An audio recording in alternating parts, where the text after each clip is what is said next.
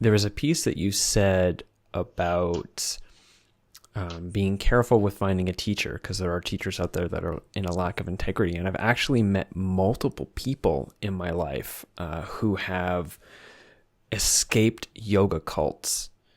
And in particular, one woman that I met while I was at a yoga ashram for just like a 5-day detox something thing, who had escaped what she believed was a legitimate yoga sex cult, that she was even in like a class action lawsuit with several other members of the group trying to expose this person because of like rampant sexual abuse and extortion of money and like all these other things. What are your thoughts on it? Have you come across that like in your experiences at all?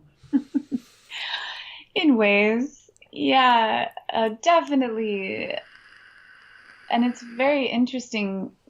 It's fascinating the sociology and the group dynamics that go into the creation of such a phenomenon.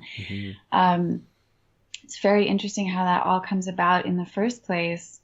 But cults definitely do exist. And I had an experience where I escaped a teacher that I feel like got drunk on the power of the dynamic of teacher and student, and started to bully and use fear tactics and expect and shame. And those were all red lights for me. And I left immediately. I mean, if I hadn't have had such an amazing mother in my own life, I could see like how people would be really vulnerable to that when they don't have really strong personal, familial, or tribal relationships, where they are getting like validated and exploited at the same time by those organizations. And something that the Bwiti,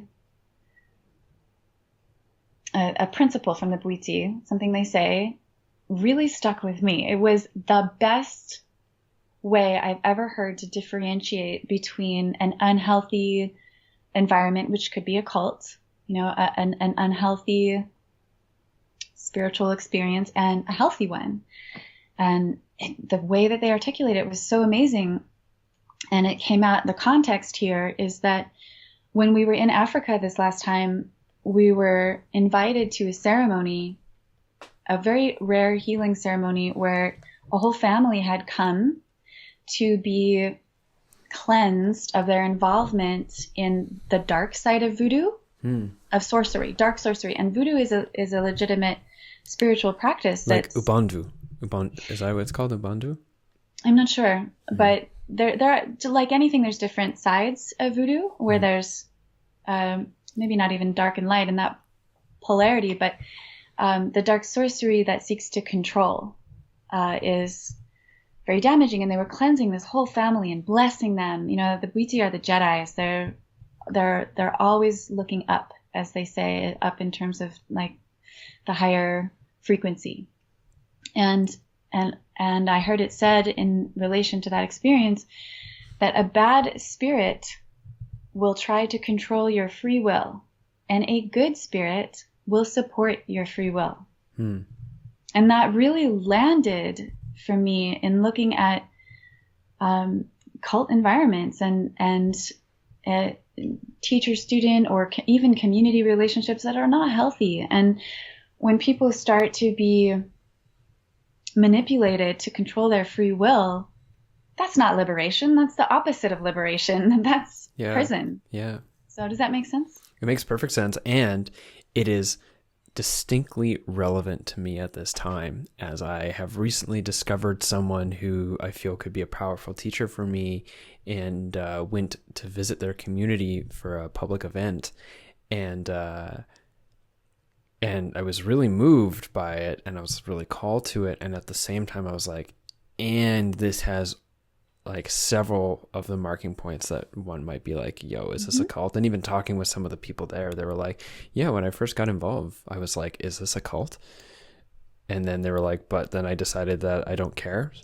At this point, I'm going to see it through and see what happens. And the sense of liberation is there, which is like, no, this is for you to take forward into the rest of your life. And you can't stay when it's Yeah. over. You're welcome to come back and visit and be with the other people who've gone through this from time to time.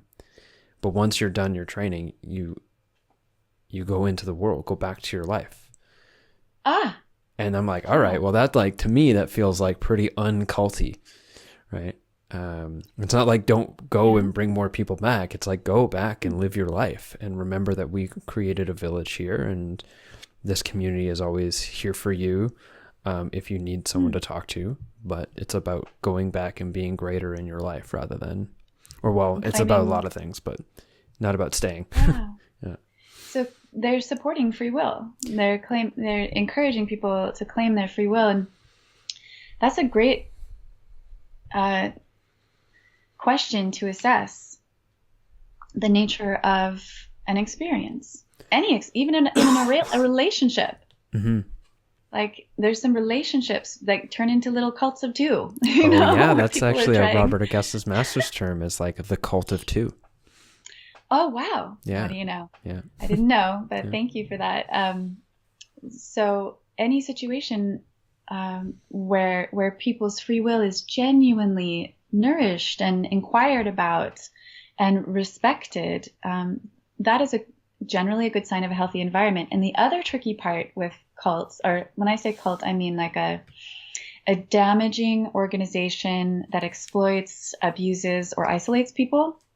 Mm-hmm. For me, sometimes something can start out very healthy and great, and a group can degenerate, or a teacher can degenerate. And one of the biggest tests of a teacher is ego and the power that comes with the teacher-student relationship. And I've seen it.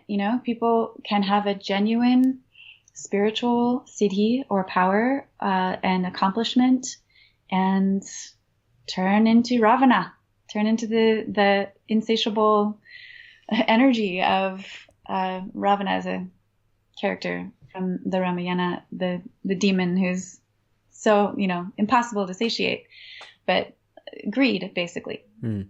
Greed. I've seen a really good person get greedy and unethical, and so it's important that we remain on our toes and we remain awake and involved in the moment and in our senses and listening to our own soul all the time. Yeah.